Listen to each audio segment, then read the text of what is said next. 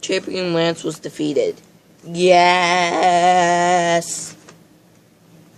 I couldn't contain my excitement as the victory music chimed, and the final scene from the game played out before me. But it wasn't done yet. From this day forth, DOSAP was my all-time favorite. I trained up until he was level 100, and I constantly took him to the Salad Brothers and Goldenrod for a haircut to increase his happiness. I got to the point where the only Pokemon I could carry with me was DOSAP. I battled my friends using my faithful DOSAP to down their entire team. Even when my friend trained hers at those to an equal level, it was no match for my precious Pokemon. But time went by. As soon as the Game Boy Advance was released, and all the new lineup of Pokemon games, Sapphire, Ruby, and Emerald. People usually say Emerald, Ruby, and Sapphire, but Tevs. With the storyline waiting to be played, the Pokemon Gold version was cast aside to gather dust. At first I was a little upset I couldn't trade over my team, but soon I got over the feeling and enjoyed building up to a new Pokemon party. Months and years went by. Fire Red and Leaf Green were released. I played through Fire Red well enough. I caught the legendary trio, but feeling more creative, I named the Zapdos I caught Storm. Not feeling like replacing an old memory, but starting a new one. More time went by, and the release of Diamond, Pearl, and Platinum were announced.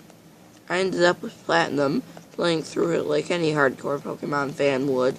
I know how you feel, I suck at Platinum though. Then finally, the games that everyone had been waiting for, Fire Red and Leaf Green, were due for release. Heart Gold and Soul Silver. I was so excited I constantly looked for updates and info on this news feature. And I made it a point to pre-order my version before its release. Pre-order Ho-Oh figure must have been for me.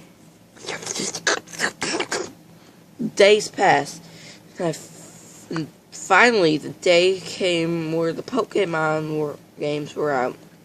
I rushed to the game station and picked up my pre-order copy, exchanging words with the clerk about how awesome this game was and how much it meant to me. I headed off home, itching to try it myself. Now, as I had anxiously waited for its release for many weeks before its arrival, I'd been playing my old games like mad. I transferred my old gold team over to Crystal version before this time and had a few playthrough of the Elite Four in celebration for the new games released.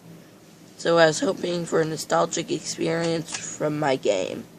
When I got home, I quickly removed the packaging from Heart Gold to admire the Ho-Oh figure it came with, and the shiny front of the box art.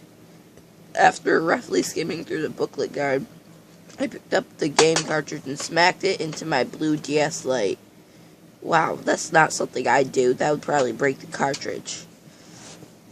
As the Game Freak logo appeared, I had to stifle back a squeal of excitement. I watched the opening sequence in awe. The graphics had been improved so much. Then briefly, hesitating on the wonderful 3D image of Ho-Oh, I clicked the new game option. From here, I didn't slow down. Playing the game. I didn't slow down playing through that game until I reached Kanto. After defeating Blue, I was beginning to lose interest. After all, there is nothing much to do after all gyms are defeated. Till one day, while browsing through my in-game Pokédex, an interesting thought compelled me. Why not create my dream team? This thought quickly turned into an obsession. I traded over my Yantalo from Emerald, my Handrock from How could you trade it from Emerald?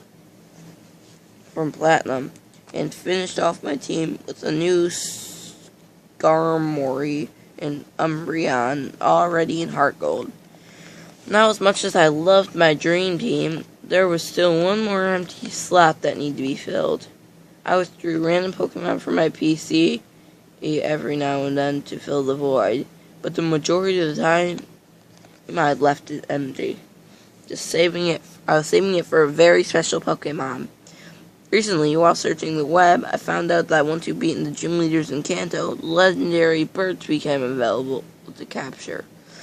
One of the trio in particular appears to be outside the restored Kanto power plant. Of course, the Pokemon in question is Zapdos! After preparing my usual team and stocking up on Ultra Balls, I headed over to the plant. Using my switched out Pokemon Vaporeon to get there, I made sure to put my Skarmory in the PC so I had enough space for my newest member once I caught him.